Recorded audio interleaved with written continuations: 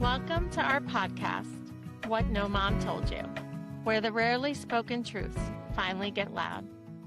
I'm Megan Nelson. And I'm Pauline Walfish. And this is a therapist-led podcast where we talk about the things no one warned you about, the truths that are often kept quiet. We're naming the messy parts of life: motherhood, fertility, loss, grief, and joy, and everything in between, without judgment. Because the rarely spoken truths need to be said out loud, and because no one should feel alone. Welcome to What No Mom Told You. Hello, everybody, and welcome back. I'm Pauline Walfish, and I am here today with my faithful co-host, Megan Nelson. Go ahead, Megan, take it over. Hi, everybody. So today we're here with Erica Livingston, and she is a postpartum-centric, full-spectrum doula, a mental health educator working at the intersection of birth justice, public health, and systems change. She founded Birdsong Doulas because she believes that postpartum deserves to be centered. So she's supported thousands of families through pregnancy, birth, and postpartum, and recognized how often that care drops off just when it matters most. Hi. So Erica, thank you so much for being here. And today we wanted to talk to you. And one of the quotes that I saw on your website is, postpartum is not a phase, it's a foundation. Yeah. I love that it's like without this foundation, it can get rocky, right? Yeah. I'm a big believer in the postpartum is forever movement. You know, the word postpartum only means after delivery, and that may be of a baby or not. And I believe that everything after that is categorized as postpartum, and that it actually helps us to normalize the word that way and to not desire to detach from that time period, to actually own it for the long arc of parenthood and beyond. That serves the movement of care that we know that we need, that I know we're going to talk about in here today. So I have an almost 13-year-old. I would say that I am like about to be 13 years postpartum. And like in my support groups, that's what I ask people to put in their screen name. I'll say, put how many days, weeks, months, or years postpartum you are next to your name in your, little box. This is a way to just honor that long-term need for care, and also making some of that invisible visible. It's really fun. You should try it sometime. Put how many days postpartum you are in your screen name. It's like those memes on Instagram of like the grown up wrapped up in the burrito blanket, and they're like 6,700 days old. Yes. Yeah. I want that, actually. That resonates. I would love to be swaddled at any I know. point. I know.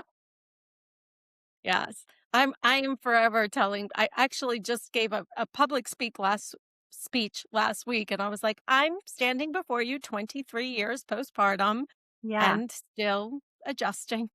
I think it helps so much, because if I were to have heard that before I was in postpartum, I think that would have helped me a lot. So I think it's just a small way to use language and to also kind of evolve the etymology of the word postpartum. I'm from the South. You can probably hear some of that. And in the South, especially growing up, that word was just a replacer word for the word depression. So if someone said, oh, Betty Ann, she had postpartum, what they meant was she had perinatal mood and anxiety disorder. But there wasn't the ownership of that language or that understanding. And I'm a word nerd. And so I love the idea of us evolving the language and finding even more specific language, but also really rooting. So I make sure when someone says to me, oh, she had postpartum, I always say, postpartum what? Yeah. Like, because there's got to be a word behind it usually, A lot of cultures, like you mentioned Southern culture, right? But even like a lot of ethnic cultures will use postpartum to refer to postpartum depression or postpartum anxiety. And yeah, I'm like, no, postpartum is a time period. Like Yeah. postpartum what? Yeah, I love that. I also think it's fun to say, another one I do is if people bring it that way, I say, postpartum what? And then I say, you can put any word behind postpartum and it just means what you did after you had the delivery. So a fun one is postpartum donuts. And that just means the donuts you had right after, and it helps to destigmatize and pull apart the weight and the heaviness that we have on top of that word, and also permission it, because it's actually a really valuable word.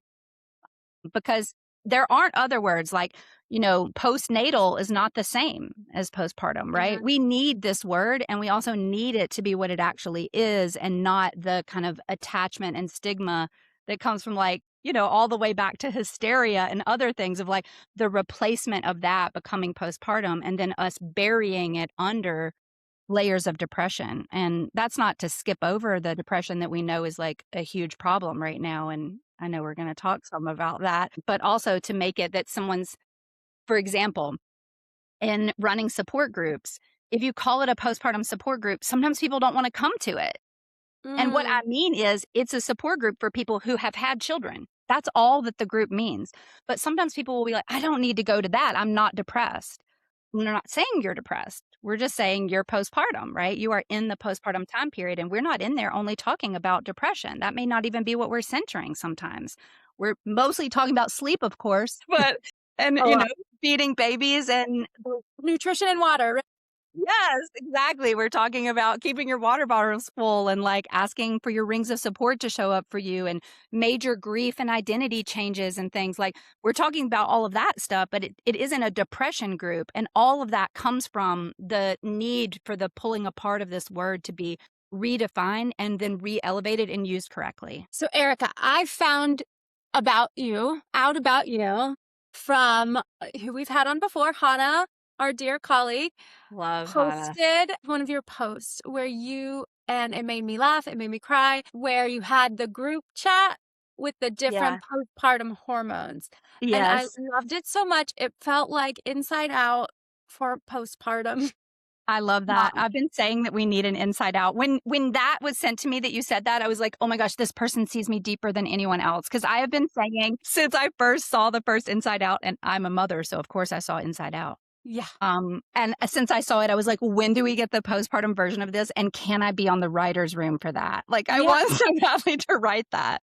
Please. I mean, it was so beautiful and funny. And talk more about why. Well, you are also a creative. And so it's one of your ways of like expressing this knowledge that you have. So tell me more about what made you write that and why you chose to do that. Yeah. Okay. And also, I'm gonna add, can you act that out? Can you, like, just Yes. demo since we don't have the text string in front of us, can you just, like, Oh yeah. Let me. embody those hormones and, like, show us what you guys are talking about? I will, yeah, let me do it, and maybe we can put the post in the show notes or something, but I will pull it up so that we can, like, talk about it too. Yeah, so it takes a second for me to explain that not long though, that I was a actor, a writer, and a comedian, and a puppet maker before I crossed the threshold into parenthood.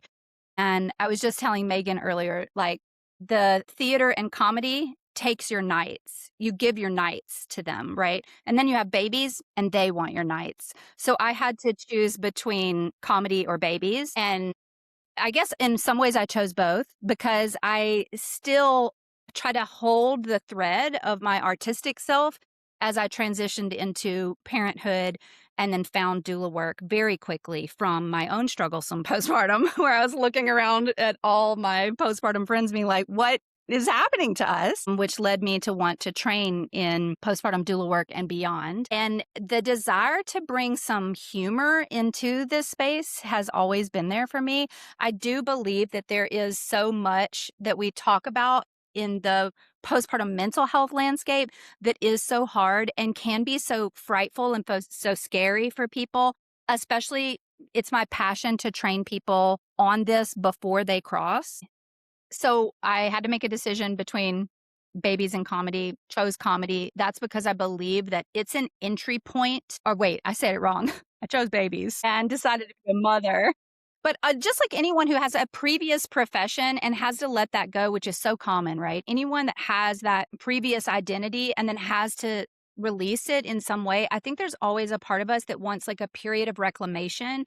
And I think this comes more like year 3 Mm. postpartum, not immediate. I think it's something we're thinking about all through the early years, but then the actual reclamation takes some time. But I knew that I wanted to pull through like an artistic self and a comedy self that was really alive and on fire before I had children. And I found that it's just a lot easier to talk about really tough things if we just do use humor, right? And that some of the conversations that pregnant people really don't want to have about postpartum are easier to approach as long as we use a little bit of humor to pull them in. The one that you saw is called Point of View Your Postpartum Hormones Have a Group Chat. And I thought it'd be really funny. For a long time, I've thought about making a puppet show about hormones, specifically for doula trainings that I do, because sometimes the hormones of postpartum have a lot of words that make people go, I don't know this, I don't understand this, this is too clinical. But I think it's really important, not only that doulas know, but even parents understand what that journey of the hormones is going to look like. And I felt that if I put it in a group chat form,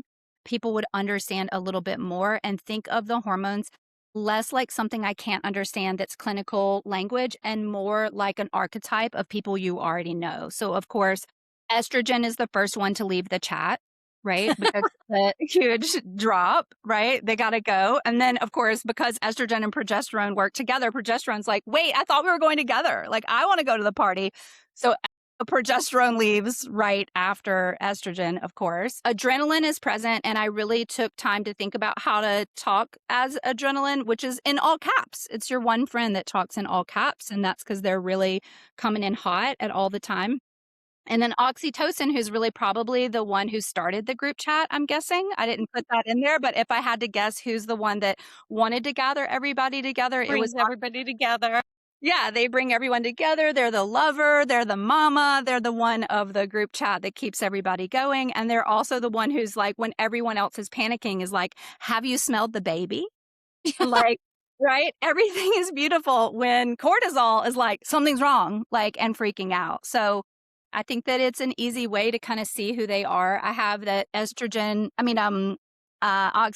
changes the group chat name to be I Would Die for This Baby. And I think that that's like one of those extremities of the feelings of oxytocin. And honestly, thank God for them because the other hormones feel like they're really out to get us. And if oxytocin wasn't there, giving us the occasional boost that maybe are not so clear because maybe you are just like crying over pickles very quickly and you don't understand why. And those are all part of it as well.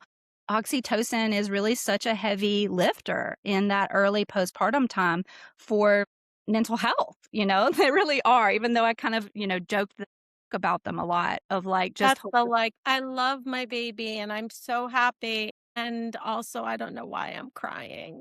yeah, absolutely. Yeah. And then I did put in the thyroid hormones who were like, I don't actually know what we're doing. Are we tired or are we spiraling? Because I think that that's kind of one that's not normalized as much. And then I came in last with how to close it up with serotonin asking for some support. Because I think if there was someone that would actually take the moment to ask for the support that was needed, it would probably be serotonin. Yeah. Oh, man. Yeah, so silly, so fun, but an easy way. And the conversations that got started from posting that are so great. It's so helpful for people to be able to feel seen in something like that and then to have a deeper understanding. It's like an educational tool, even though it's as corny as a group chat. It's a way to help us to understand really what is happening. And I think that things like partners seeing this can be really helpful, right? It depersonalizes it, It right? really does. It's not like, what's wrong with me? It's like, oh, all these things are happening to me. Exactly.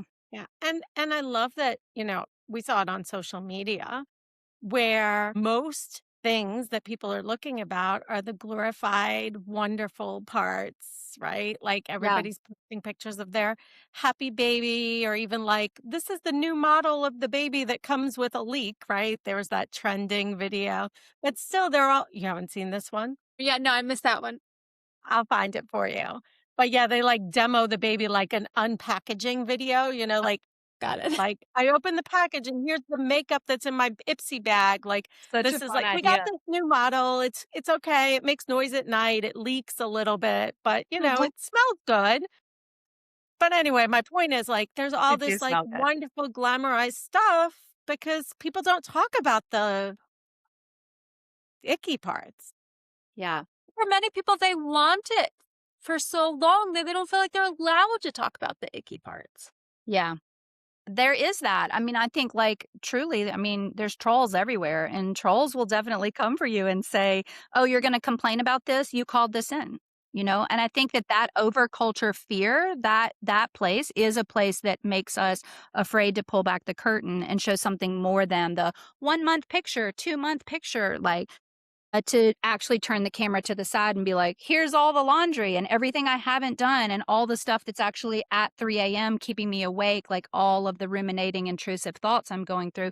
It's scarier for people to share that because of the fear of the judgment, you know? Yeah. And that happens in and outside of the group chat. Absolutely. Yeah, that's true. So, what are your greatest hits for preparing people for the postpartum period? That's a lot of P's that I just I love said. that. Yeah. Prenatal Yeah. postpartum planning for the perinatal period. Yeah, right. Greatest hits. What a great question. Okay. Well, when I started my business, I started it with another doula. She's no longer a doula and went on to become a social worker. But together we made something that we call You the could do wheel. both. You can do both. Be a That's social true. worker and a Yes, I've doula. seen many do both. We love And them. we love them. So we together, she no longer runs my business with me. We're still dear friends, but together we did create this thing called the Wheel of Postpartum Need that I still use. And it is like a praxis or framework. It's a circle. It has 12 kind of pie pieces on it. Kind of imagine like Trivial Pursuit style, but 12 pieces, right? In different colors. And that wheel became, after caring for so many families that we were seeing they all need the same thing. We decided to try to put it into something that would be easy for people to understand. So I would say ultimately, I still use that tool constantly. I still constantly walk people through the wheel. And there are things on the wheel that sometimes people haven't heard of too, like kin keeper is on the wheel. Kin keeper is like a word that means someone who keeps all the kin in line. And it means also the person who remembers what size shoe the kids wear. It's the person who remembers who to send the thank you cards to. It's the person who remembers what you got Great Aunt Susan for Christmas last year so you don't get it again this year. It's the person that holds that like big list of emotional load inside the brain and sometimes That's the the heart. mom, isn't it? It's often called a mom. Yeah, I'm like, I Huh? need one of those. However, I would say, in some families, that's not the case now. We want to be super inclusive. My partner is an equal kin keeper for sure, because you just can't be in relationship with the person who made the Wheel of Postpartum Need without then becoming a kin keeper yourself. So shout out to my partner. But not everybody has that. Usually Lucky it is the you. birthing person. Usually it's the birthing person that's the kin keeper. And that's why it has to be on the wheel, because most of the time, the birthing person needs to release those duties. Like, I don't believe that postpartum people should be writing thank you notes, right? That's what Not while I'm you're like, bleeding and healing. no, I'm always like, your number one thing to let go of is hosting. Absolutely. We're Yeah. not the host. You are no longer the host. But yeah, And that goes sometimes to kids. sometimes your kin keeper can also be an automated system. Like, get all your bills on auto pay if you can do that. Also, that's a privilege. Not everybody can do that. But if you can, like, sometimes the kin keeper can be automated systems, and we see that growing more and more with the world around us. But someone has to be the one that does that. And then on the wheel also is the word gatekeeper. And sometimes the kin keeper and gatekeeper needs to be the same person, or you elect multiple people to do it. The gatekeeper is the person who will say, no, not today. And for many things. Sorry, we can't do that today. No, we have to schedule that a week later. That'd be too much for today.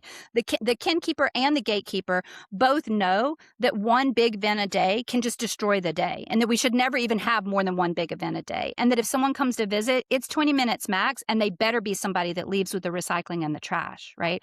That's who the gatekeeper is. And so they're roles that we need. And sometimes maybe you have a great partner that wants to do some of this. But I also just want to say, a partner is not a postpartum plan.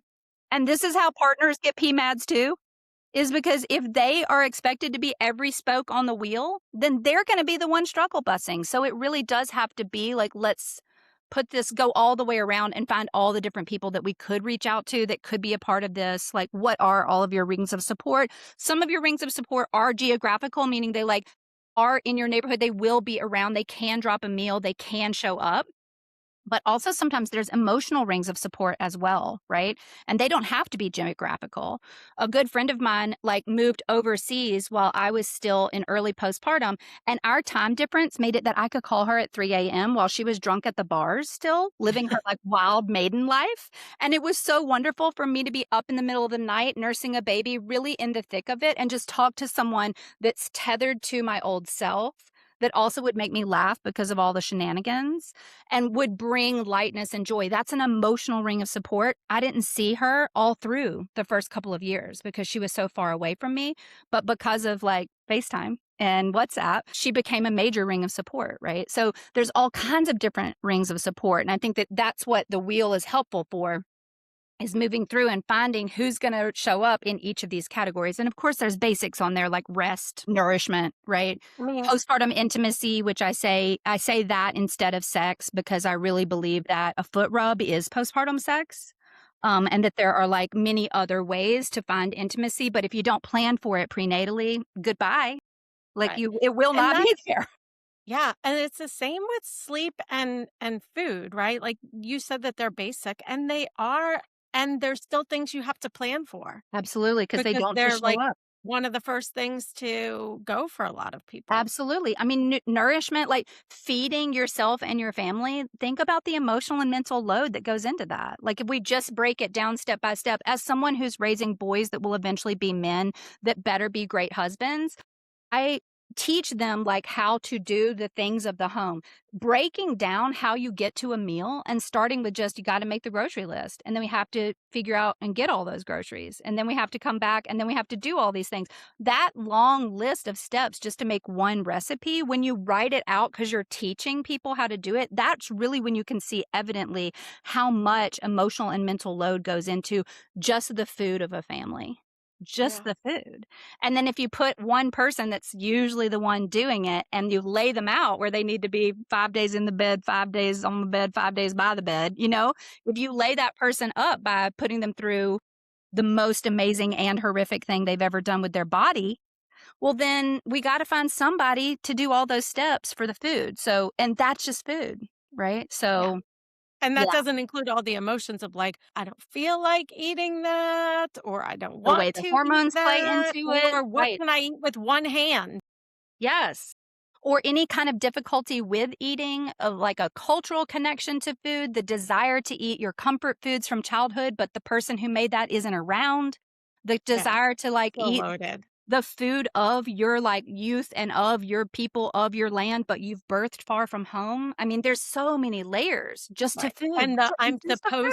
I'm supposed to only eat warm foods right now. I'm supposed to Yes, that's fill what in the I blank. call like the perfect postpartum, which I'm against, just to be clear.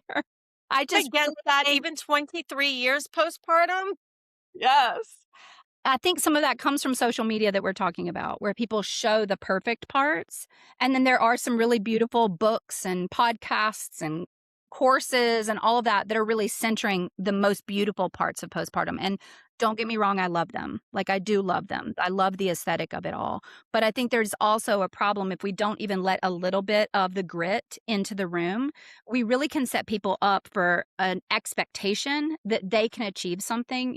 I love when people want to make the perfect postpartum pantry and really work so hard to stock their freezer exactly right with the super cubes and everything. I love all of that. And also, it still doesn't mean that it is going to be like achievable to be perfect. And I would much rather you eat a peanut butter and jelly sandwich than not eat anything. And 100%. so, yes to the like delicious chicken congee. I am so here for it. Let's put the black sesame seeds on it. Let's take a beautiful picture of it, scallions, all of it. And if it's just a PB&J, that's okay for right now. We could do the congee tomorrow or the next day when like the mother-in-law will be here or something, right? And I think that people get it in their heads that they need to achieve that perfect place, and it can be the enemy of actually fed. Let's talk about the obstacles to receiving care, to the postpartum, to letting the people in. Yeah, receiving. So I didn't know that this would be a big part of my job. It's definitely not something that the trainings that I took prepared me for. It really was like learn it in the field kind of work. But I do believe that doulas, and we're not the only ones because I believe y'all do it too, right?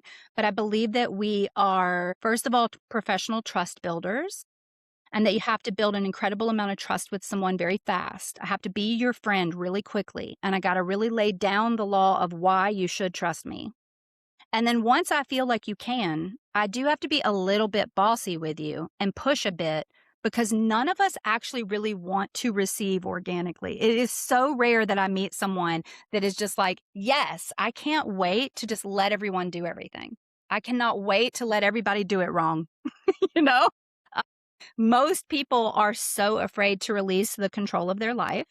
And that is because their identity has been wrapped up in productivity culture, achievement, and Independence.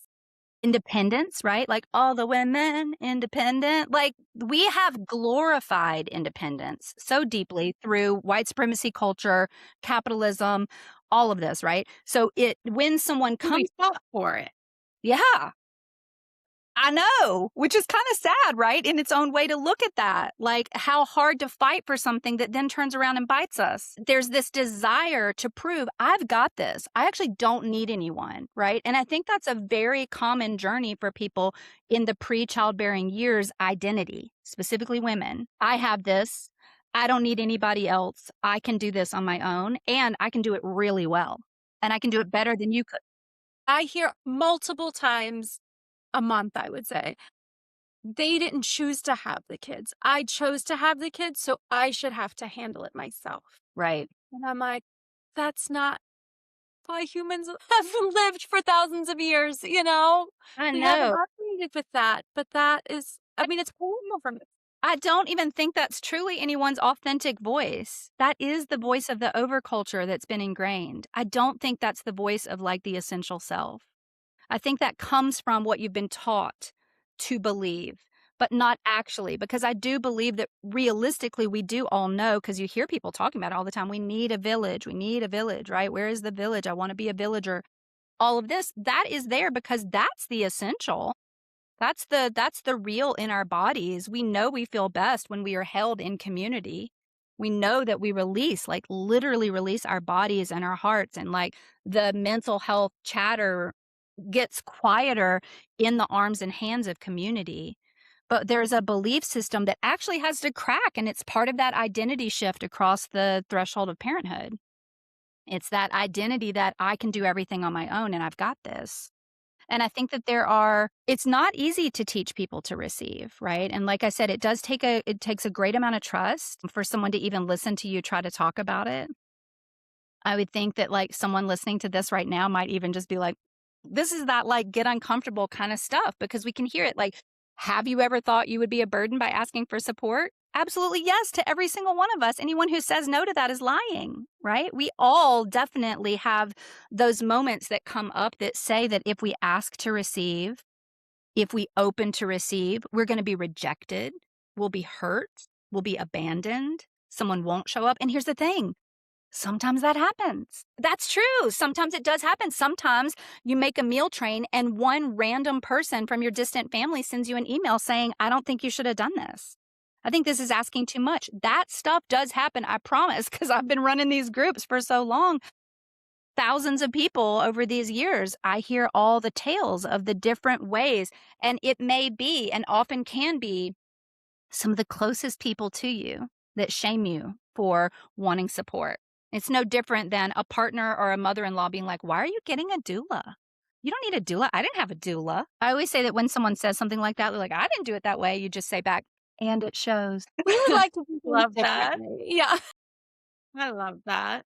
Yeah, I mean, as you were talking, I was thinking like, I think a lot of people would say like, yeah, I'm totally fine asking for help until it actually comes to it, and it's like, but I don't actually need it. Like if I needed it, I would ask, Right. but like I can manage without it. Yes. So And I I've got set it. up the systems of support around me to try to absolutely never have to ask. Mhm. I've set up everything around me so that I can say, yeah, I would totally ask if I needed it, but I never will because I've done everything I can to try not to because it is so hard, you know? And it's also another part of receiving that's tricky is a lot of people are really good at what they're doing. People come to the childbearing years, they have been running these systems of their life, their home, their identity. They've been running these systems tried and true for many years. And so then to say, someone else is gonna put away the dishes after they come out of the dishwasher, or someone washes the dishes and puts them up. What if they put them away wrong? And I'm serious that this is something really that comes up as a big, like, pain point for people. As little as that sounds, it's under their skin, and I would rather just do it myself because I know where the bowls go. And to that I say, get thee a label maker and go to town and just show everybody how you want it done. And that's the new systems of care, is how can we set up systems around you where people will be able to be your arms and do it the way you would do it. As a postpartum doula, when I would come into people's homes and I always did at least one, maybe more, prenatal postpartum planning shift where it's before the baby's here and we are planning, and I'm understanding where the mugs and bowls are, and I'm seeing the systems of your home, and we're planning out the greater picture of the next however many months, right? I would say, well, what are the pet peeves? Like, what are if there's more than one person, what are the pet peeves? And everyone says, oh, I don't have any. And that is not true, because we all have them. So then I will say, well, one of mine is if my husband leaves the sponge not wrung out in the bottom of the sink after washing dishes, I get wild. The sponge must be squeezed and put up somewhere to dry. If it's sitting wet in the sink, we are getting like bacteria and germs. And this is a crazy pet peeve thing of mine. We even bought this thing as a joke at one point called evil sponge and good sponge, so that we had a good one and a bad one. And so my pet peeves around sponge obviously go into the extremes. As soon as I would say that, they'd be like, oh, actually, well, okay, now that you say that, then they would be like, well, this is how I like the top of the dishwasher loaded. And I never want to put a sharp in there, right? And we do sometimes put plastic in, but it makes me uncomfortable. And I actually sort the laundry this way. And then suddenly someone starts to tell you the real systems of their home and the real ways that they like things done. And as silly as it sounds, this is a part of receiving. Because if you can trust someone enough to say, I'm actually kind of particular about some of the ways I do things. And so for me to receive it from you, I need to be able to say those particular things.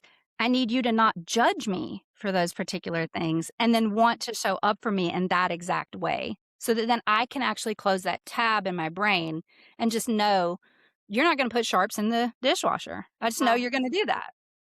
And That's it's a the level of silly, trust. It's an increased level of trust. Yeah. yeah.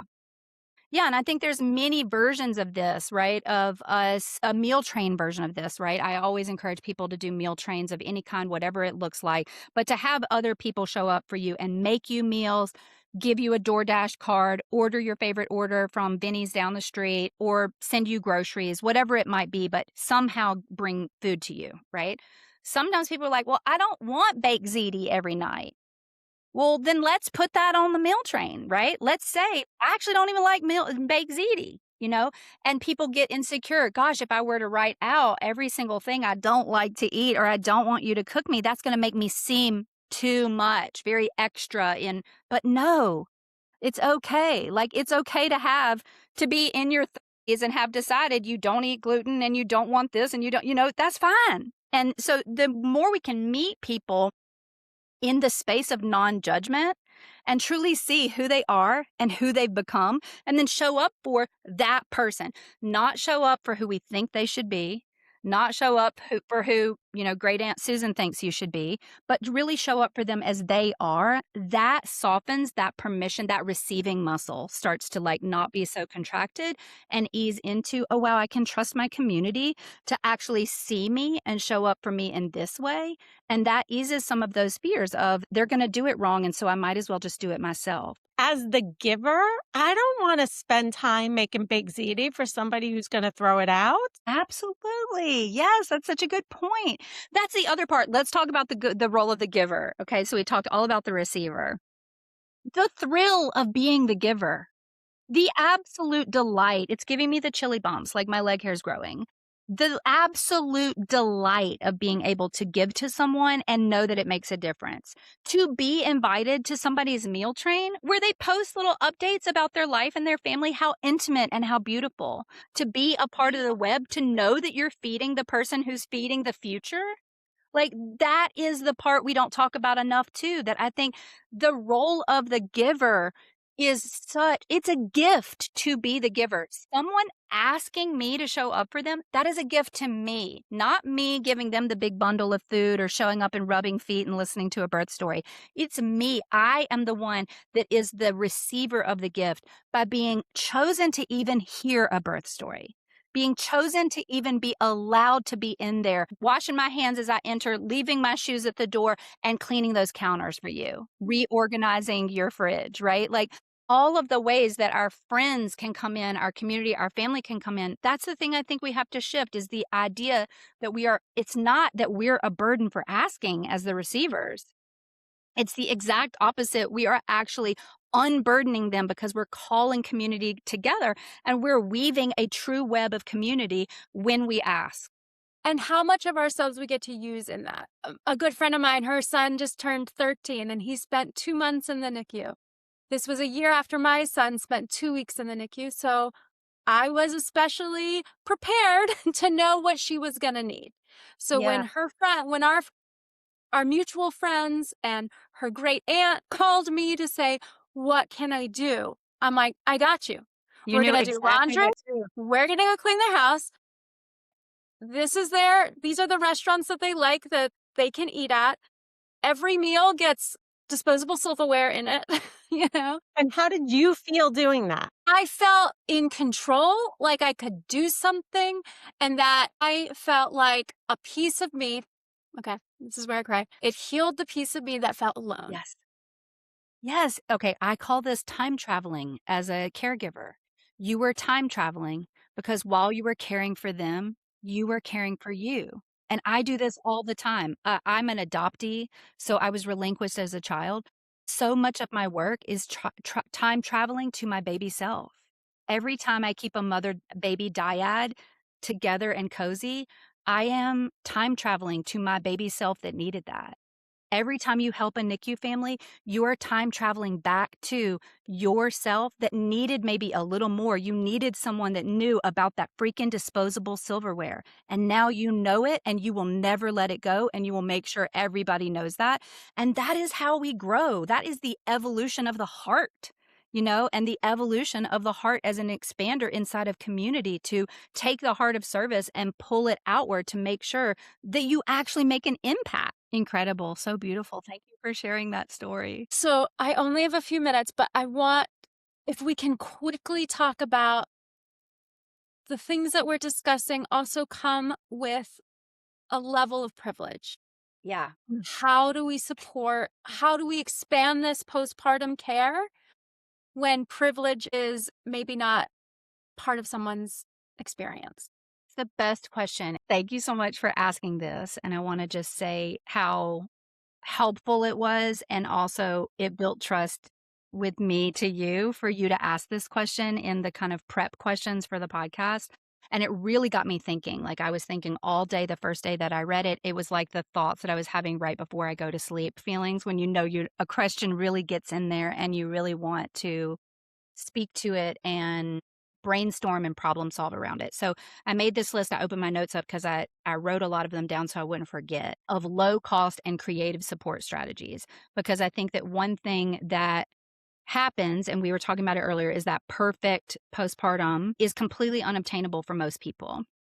In the communities that I support in my support groups with Just Birth Space, most people in there are not able to buy the village, right? Or outsource the village or call the village in the exchange of money. That's just not an option. You also see people that are, like I said before, birthing far from home, birthing without a partner, birthing without family nearby, birthing in a new location they moved to for a job and they don't have friends yet, et cetera, et cetera. We could go on and on about the examples of the different intersections of why people don't have the privilege to be able to hire a full village. So there's this luxury postpartum that can feel really inaccessible for people. And also there aren't always doulas where people are. You can't even always get a postpartum doula, right? And I'm always pushing postpartum doulas as a thing, but there's doula deserts everywhere, right? So it's just not the reality for every person. I want to just also name that paid leave is an issue in so many different places too.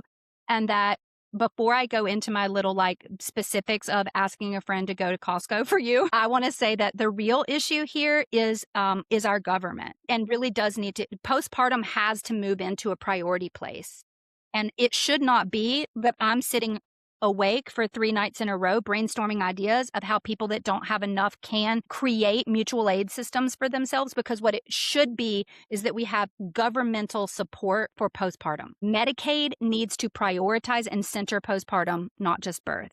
Okay. We see Medicaid rolling out and putting birth doulas in this space, but we see how they still decenter postpartum. Postpartum is often the little red wagon that nobody wants to validate. It is the redheaded stepsister to birth.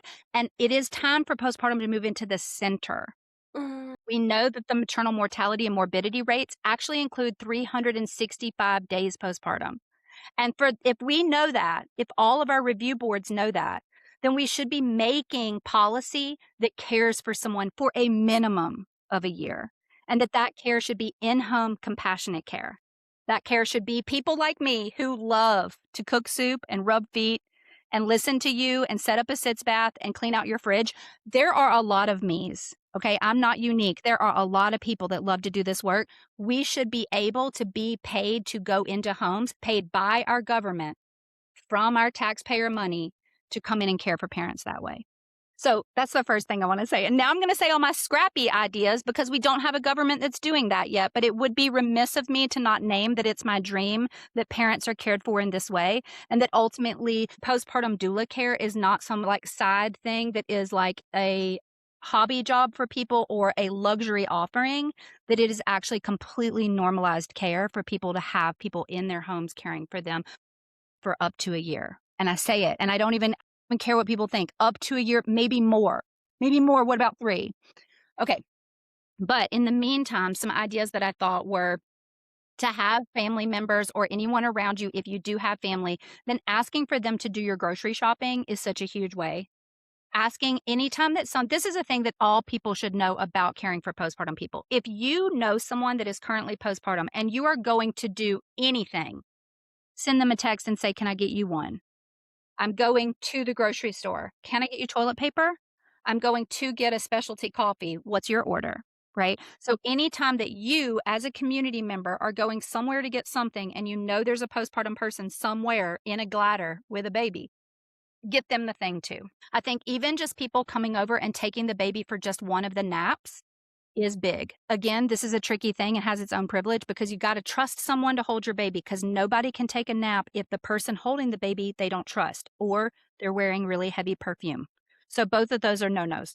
So build the trust, come in, hold the baby, and whatever the barriers are to you getting to hold the baby, shoes off, mask on, maybe they want you to get the Tdap, whatever all the things are, the flu shot, everybody's got their different boundaries there. No judgment all the way around on it, but someone needs to do those things so they can be the person that comes in and says, go take a shower and you take a nap and I'll hold the baby for this 1-2 hour. I call it protected sleep. And I think it's a really important ring that needs to happen. Let's see, what else did I write? Someone taking the baby for the nap, a neighbor walking the dog, a rotating text check-in system. One thing that we take for granted is that new parents, and I say new, but I really actually mean for a year, need to be checked in on. And sending a funny TikTok or a meme or some of the, Pauline keeps referencing really funny parent stuff that she's seen on social media, sending that to everybody you know in postpartum without the expectation that they will reply. Just, I am thinking of you. You do not have to reply to this. I understand you probably won't, and I love you anyway. Go ahead and send them the funny thing. Send them the thing saying, I'm thinking of you. Send them the hey, here's 4 emojis. This is what they each mean. And then write back the one emoji. Megan's going to have to run, so I'm going to. Okay, great. Sorry, Erica. I'll catch up soon. Thank you. Yes, it was so good to be with you, Megan. So I was talking about that rotating text check-in system. The other thing I was thinking about here that isn't even on the list, but I want to say, is that something I've really noticed over the years about staying in community with people when they become parents, especially from their community that isn't becoming parents, is to still invite parents to things, even though you know they may not be able to come. So the same invitations you would have given them if they didn't have a baby, send it anyway and say, I know you probably can't come. I'm literally only sending you this to remind you that we miss you and that we know you'll be back. And I know you can't come to the wedding, or I know you can't come to my bachelorette nobody party. wants to be left out, even There's if a huge they. feeling, yeah. Yeah. There's a huge feeling of new parents being left out and thinking that the other parts of their community are just moving on without them while they're just here kind of on the struggle bus. And so those it's like it takes the community around saying, "We still want you here. We know you can't come. I mean, you can't go to the wedding. You're 4 days postpartum, etc. But we wish you were here." And it's that it doesn't take that much effort to No, still remind new parents of I'm that. I thinking think about it's you. big. Yeah, just thinking about you. Yeah. Some other things I wrote were obviously freezer burritos are life-saving. I believe in them so deeply.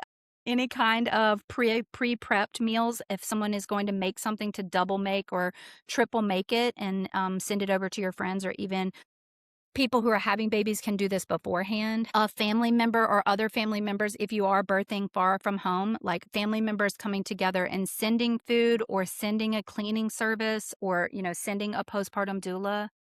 And then I know that there was a mention earlier about libraries and, like, specifically, like, Megan's connection. I actually lived a block from my library in Brooklyn when I became a new parent, and the library was actually a hub for my own postpartum mental health and well-being. There was constantly times and places for me and my kid or kids to be, Yeah. and as silly as it may sound, library story time became an emotional survivor for me. And Mm, making sure that I got to places like that where there were offerings that weren't, "Hey, it's $180 for a 4-week music class." This was, all the babies are playing down in the extra room in the library, and it's absolutely 100% free for people to be there, and it was a real lifeline for me. love that. Yeah. There are things out there. Sometimes it's hard to find them, right? But knowing that they're out there, don't stop looking. Ask people, find a doula in your area, even, a perinatal therapist. Like even if you don't work with them ongoing or long term, just finding out like what the resources are in your community. Yeah, I think that's something that therapists and social workers and doulas have in common is that resources are our love language. So, even if I'm not working with a person individually, it doesn't matter. I have so many resource docs and so many different places. Like, nobody uses this word anymore, and it shows that I'm totally a Gen Xer, but like I am a Rolodex. And I believe in being a Rolodex, and I believe in being a hub for people that need that. And also, the reality is, even if I don't have the resource, if you ask, I'm probably gonna look for it, and it's Yeah. gonna help me to have it, And in thinking even about the ways that as a full spectrum doula, I help people find therapists, that's because the hardest time to find a therapist is when you need one. And so just having a person The you can hardest time go. to do anything is Yeah, when you need to do it. yes. Absolutely. So finding someone that can be a bit of a resource hub and finding those people like the connectors in your community that know where is the resource, where is the free baby shower, where is the diaper hub, where is the library program, and connecting into those spaces. So the one thing that nobody told you that you would want, or that no mom told you that you would want other people to leave here with implanted in their brain would be what? Like, It what's would your no mom told you?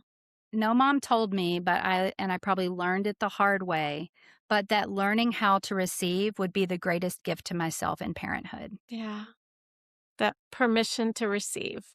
Absolutely. And I believe that Permission granted. If you're listening, permission granted. that's right, and when I give myself permission to receive, it means that someone else around me sees it and then they do. It's a ripple out, and it's the greatest gift that we can give people is for us to invite people in to give, to be givers to us. Then that means they will ask us to give to them, and that reciprocity of care inside of the collective, inside of community, inside of kinship, that's the greatest part of becoming a parent to me, is that, and I didn't know how to do it and definitely Yeah. learned it the hard way. Well, thank you so much for sharing that with our listeners. And Yeah. I can say, there, you said it, right? Give yourself permission to receive. So Right. it has been a pleasure talking to you. Yeah, you too. Thank you Thank you so so much, much. Pauline. And I'm sure we will cross paths again. I certainly hope so. Thanks for all you do. Thanks for spending this time with us. If you found yourself nodding along or saying, same, that's kind of the point. We hope you leave today feeling a little less alone. This is what no mom told you. And yeah, there's more where that came from.